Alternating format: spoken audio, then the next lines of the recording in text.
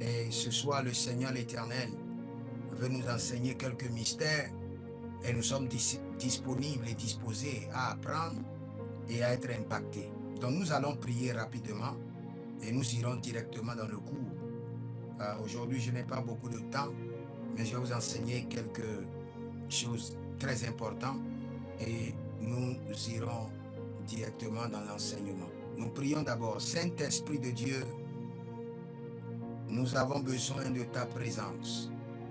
Esprit de Dieu, Saint-Esprit de Dieu, Esprit de mystère, Saint-Esprit de Dieu. Relina zozozozozo, shantiga baboy, libra zuda negele, acaparoni matai, kilibroso do brezude, escobrenade venedus, que brandi e caparono, varikeliascado. C'est dans le nom de Jésus que nous avons prié. Nous voulons parler de la rééducation de votre esprit prophétique. Vous savez, Amos 3:3, deux personnes ne peuvent jamais marcher ensemble sans être consentants, sans avoir déterminé les bases sur lesquelles ils doivent coopérer ou collaborer. Maintenant, j'aimerais parler aujourd'hui du roi David et j'aimerais parler aussi des persécutions. Il y a certaines persécutions qui viennent du trône, que le Seigneur utilise d'abord pour remodeler l'esprit du prophète. Parce que dans le règne prophétique, quand vous avez des révélations, vous êtes en charge. Les révélations prophétiques constituent une grande puissance, une grande autorité. Quand vous avez des révélations prophétiques, vous êtes en avance, vous avez de l'avance sur les autres. Donc pour ne pas l'utiliser contre eux, pour ne pas prendre avantage sur les personnes, pour ne pas abuser, le Seigneur vous brise d'abord. J'avais parlé de l'humiliation, de la malcompréhension, du rejet, de la solitude. Maintenant, aujourd'hui, je parle précisément de la persécution. Et cette persécution vient du trône. La persécution interne comme externe. Vous aurez le prophétique et vous serez persécuté même par votre père, qui est un pasteur, ou par vos propres parents. Pourtant, vous devez les gérer et maintenir votre prophétique. C'est pour vous dire que quand vous voulez être utilisé par le Seigneur, vous devez subir plusieurs choses. Et même la persécution à l'interne comme à l'externe. La persécution au milieu des frères. L'apôtre Paul dit, j'ai été en danger dans les voyages. Et en fin de compte, il dit, j'ai été en danger au milieu des faux frères. Donc vous serez persécutés in and out, à l'intérieur et à l'extérieur. Et au moment de cette persécution, le Seigneur est en train de travailler sur votre esprit. Il y a certaines batailles du prophète.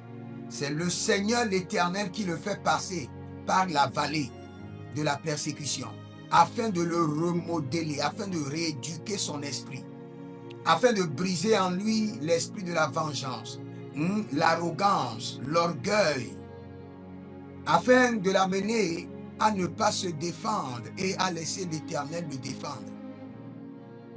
Parce que quand vous êtes prophète, vous avez la révélation, vous avez l'autorité. Si le Seigneur ne brise pas votre arrogance, votre orgueil, avant de vous donner certains privilèges, certaines puissances, vous allez utiliser la puissance mandatée pour guérir, pour rendre malade. Vous allez utiliser la puissance mandatée pour ressusciter, pour tuer. Donc, dans la rééducation de l'esprit du prophète, le prophète traverse le feu, la vallée, l'humiliation, les persécutions. Et dans tout cela, votre esprit doit être calme, tranquille. Et vous devez vous laisser emporter par le Seigneur. Vous devez comprendre que cette persécution ne vient pas de l'ennemi. Je ne dois pas attaquer. Je dois baisser les gardes et laisser le Seigneur m'enseigner, me briser, me remodeler. Même si le Seigneur doit m'humilier, qu'il m'humilie. Si vous n'êtes pas prêt à ces choses, il y a certaines grâces que vous n'aurez jamais. Vous savez pourquoi Jésus-Christ est le détenteur de la grâce? C'est parce qu'il a souffert. Il s'est humilié d'abord. Et il a souffert jusqu'à la souffrance de la croix. Où la Bible déclare, ceux qui sont sur la croix, maudit soit celui qui est pendu à la croix. Il a pris le zénith de l'humiliation, de la malédiction. Et c'est de là que la grâce est venue sur lui, où il est devenu détenteur de la grâce. Quand le Seigneur veut vous utiliser, il va vous enlever tout ce que vous aimez. En termes même de nourriture, de caractère, de confort. Un nombre de jours, je ne sors plus, je ne peux pas aller dehors. Quand je sors, je vois l'esprit de la mort. J'ai dit, moi je suis capable de te délivrer de l'esprit de la mort, mais à une seule condition. Nous allons prier des jours, mais toutes les prières, nous devons le faire au portail, au dehors, au carrefour, dehors. Si tu es d'accord, tu seras délivré. Si tu n'es pas d'accord, je te laisse. Vous savez, ce n'est pas le Seigneur qui me l'a dit. Mais j'ai compris qu'il avait tellement, l'esprit de la mort l'a tellement oppressé que pour le délivrer, il faut le délivrer d'abord de la peur. Et pour le délivrer de la peur, il faut prier avec lui quand il sera dehors.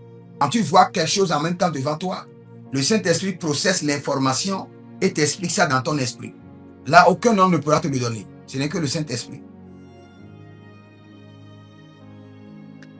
Mais les hommes peuvent te dire, quand tu vois ceci, ça veut dire, ça peut vouloir dire ceci, ça peut vouloir dire ceci, des spéculations qui ne sont pas parfois précises.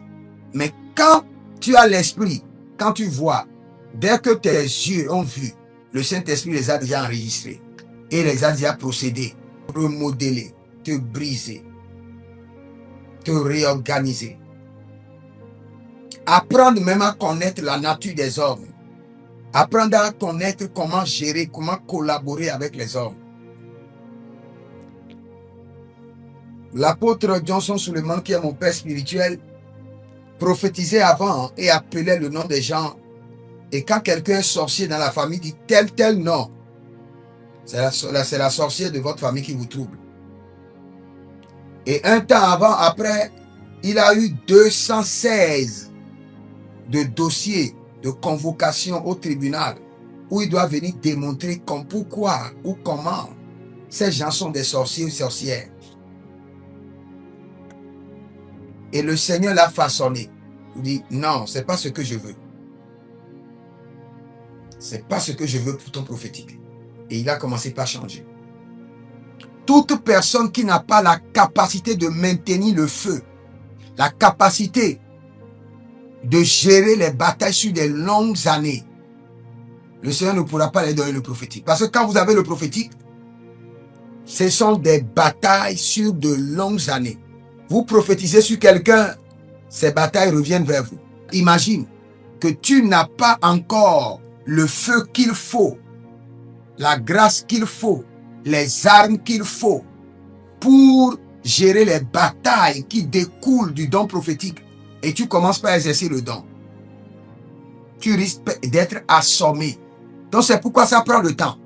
Ça prend le temps parce que le Seigneur est en train de travailler sur toi pour que tu transportes d'abord le feu qu'il faut. Ça peut arriver un temps où vous serez accusé à tort pour ce que vous n'avez pas fait. Et le Seigneur est en train de vous regarder. Regardez votre réaction si vous êtes vraiment brisé.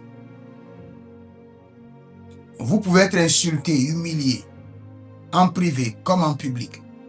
Les gens vous accusent à tort, vous voulez vous défendre et le leader de l'église dit, tais-toi, tu n'as rien à dire. De former. Et ils veulent t'apprendre à être patient, à l'attendre, à écouter de lui avant de t'engager, avant de décider, avant de parler. Et pour cela, tu dois traverser beaucoup de défis. Quelles qu'en soient les conditions que le Seigneur a imposées sur ta vie, pour que tu puisses opérer dans le prophétique, que le Seigneur lui-même te donne la force, la grâce, l'énergie, la sagesse pour respecter ces conditions et marcher fidèlement avec lui. Au nom de Jésus-Christ de Nazareth. Cette nuit, je prie pour toi de manière spéciale que l'aigle en action soit activé dans ta vie. Que tu aies la compréhension du fonctionnement de l'esprit prophétique, la compréhension de la rééducation de ton esprit prophétique. Au nom de Jésus-Christ.